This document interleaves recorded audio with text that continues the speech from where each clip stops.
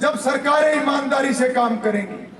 गरीब आदमी अपने पैरों पे खड़ा होगा जब सरकारें ईमानदारी से काम करेंगी।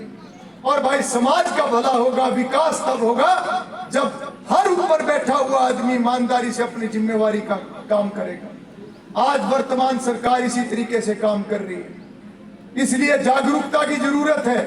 बकाने वाले बहुत आएंगे, मगर ये तो हमारे विवेक की बात है कि ठीक और गलत की पहचान हमें करनी है।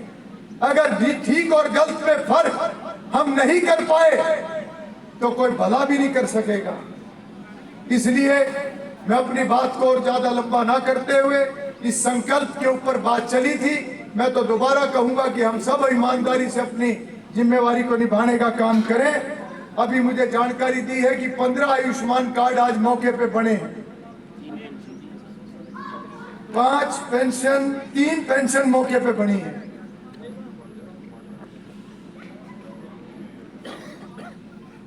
सरपंच साहब ने एक बड़ी अच्छी स्कीम मुझे याद दिलवाई।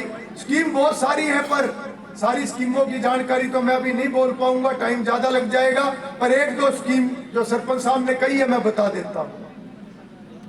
हरियाणा की सरकार ने, मनोहर लाल जी की सरकार ने जो और स्कीमें बनाई हैं, जो लागू करी है, उसमें एक दो स्कीम मैं बताता हूं। उसमें गरीब आदमी के लिए, अगर जिसका भी बीपीएल कार्ड बना है, चाहे नया है चाहे पुराना है, उनके लिए दयालु योजना एक स्कीम बनाई है। ऐसे परिवार का कोई भी सदस्य अगर भगवान को प्यारा हो जाए तो उस परिवार को सहारा लगाएगी हरियाणा की सरकार। क्योंकि कई बार कोई सदस्य चला जाता है तो कोई संभालने वाला नहीं होता, पर हर उम्र के लिए करा है। 6 साल से 12 साल का अगर सदस्य भगवान को प्यारा हो जाए ऐसे गरीब परिवार का, तो 1 लाख रुपया सरकार देगी परिवार को। अगर 12 से लेकर 18 साल की उम्र का कोई सदस्य है तो 2 लाख रुपए देगी। अगर 18 साल से 25 साल की उम्र का सदस्य भगवान को प्यारा हो जाता है तो 3 लाख रुपया सरकार देगी। और अगर 25 साल से लेकर 45 साल की उम्र का कोई सदस्य भगवान को प्यारा हो जाता है तो 5 लाख रुपए का सहारा उस गरीब परिवार को हरियाणा की सरकार लगाएगी। और अगर 45 से 60 साल की उम्र का सदस्य है तो 3 लाख रुपए। एक तो ये स्कीम है। दूसरी, आयुष्मान कार्ड में जो बीपीएल कार्ड से ऊपर भी अगर कोई है, 1,80,000 से लेकर 3 लाख रुपए तक, केवल 1500 रुपए देने हैं, उनको भी 5 लाख तक का मुफ्त इलाज सरकार ने शुरू कर दिया है।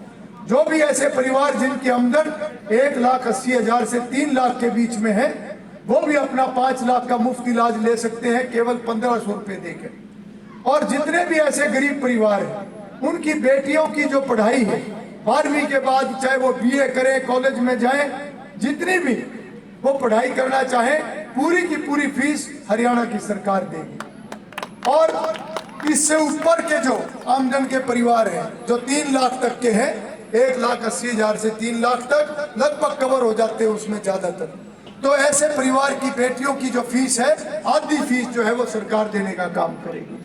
तो इस प्रकार का ये सारा एक व्यवस्था बनाई है। और मुझे ये जानकारी मिली है कि हमारे बजिता जटान गांव में लगभग 580 बीपीएल के राशन कार्ड बन चुके हैं। तो एक बहुत बड़ी बात है, सरकार की एक बहुत बड़ी वर्किंग है, बहुत बड़ी व्यवस्था बनाई है ताकि हर आदमी अपने पैरों पर खड़ा हो सके, व्यवस्थाओं के अंदर उनको लाया जा सके, योजनाओं का लाभ उनको दिया जा सके। आप सब इन सभी योजनाओं की जानकारी लें और इनका लाभ उठाएं। और जितने भी काम अभी तक गांव के हुए हैं, जिनका जिक्र अभी थोड़ी देर पहले हुआ है, वो सभी जो काम हुए हैं उनके लिए मैं मुख्यमंत्री मनोहर लाल जी का आभार व्यक्त करता हूं। और कुछ काम जो अभी बचे हुए हैं, जो नई डिमांड मेरे पास आई हुई है, वो सभी काम हमने योजना के अंदर डाले हुए हैं। ये भी काम आने वाले समय में हो जाएंगे। और एक बड़ा काम अभी जो पिछले दिनों में मंजूर हुआ है, जो कम से कम भी 7-8 गाँव के काम आने वाला है, कंबोपुरा का अंडरपास। कंबोपुरा का अंडरपास मंजूर हो चुका है और उसका टेंडर भी खुल चुका है, वर्क भी अलॉट हो चुका है। केवल उसको इसलिए अभी रोका हुआ है कि जो पक्का पुल है उसका पुल बनने लग रहा है। जिस दिन एक तरफ का पुल तैयार हो जाएगा तो उस दिन जो कंबोपरे का जो अंडरपास है यहाँ का काम शुरू कर देंगे। ये भी एक बहुत पुरानी डिमांड थी जो पिछली सरकारों में हमारे पक्के पुल का फ्लाईओवर भी छोड़ दिया था उन्होंने, कंबोपरे का भी छोड़ दिया था। ये दोनों काम हमारे जो हैं ये चालू हो चुके हैं, सब हो चुका है।